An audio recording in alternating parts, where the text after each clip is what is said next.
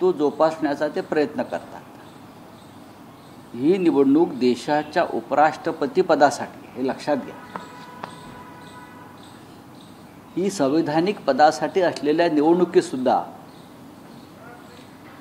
भारतीय जनता पक्ष किंवा नरेंद्र मोदी, अमित शहा यांना अशा प्रकारे फोडाफोडी करावी लागत असेल तर मला असं वाटतं हे या देशाच्या संविधानाचं दुर्दैव आहे। तुम्ही खासदार विकत घेणार कोणासाठी? तर उपराष्ट्रपती पदाच्या निवडणुकीत तुम्हाला आवश्यकतेपेक्षा जास्त मतं मिळावीत म्हणून। सर, तुम्ही आता बोललात की खासदार विकत घेतले जात आहेत, साधारण किती? मी सांगतोय ना, मुळात तसं करण्याची गरज नाही आहे। ही निवडणूक ही संविधानाच्या नियमानुसार व्हायला पाहिजे।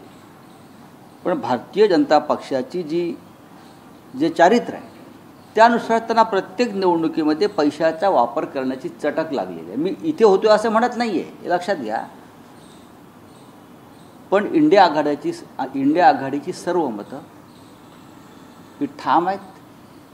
अर्थात काही विरोधी पक्षातले जे लोक आहेत, मग BJD असेल, अकाली दल असेल, KCR यांचा पक्ष असेल, त्यांनी तटस्थ राहण्याचा निर्णय घेतला। या सर्व पक्षांनी NDAला मतदान करावं म्हणून त्यांच्यावर दबाव होता की त्यांनी एक गठ्ठा NDAला मतदान करावं, पण त्यांचं ऐकलं नाही मोदी आणि शहांचं, आणि त्यांनी तटस्थ राहण्याचा निर्णय घेतला।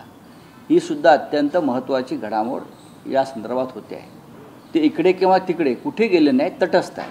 पण सर, ते तीन पक्ष आहेत ते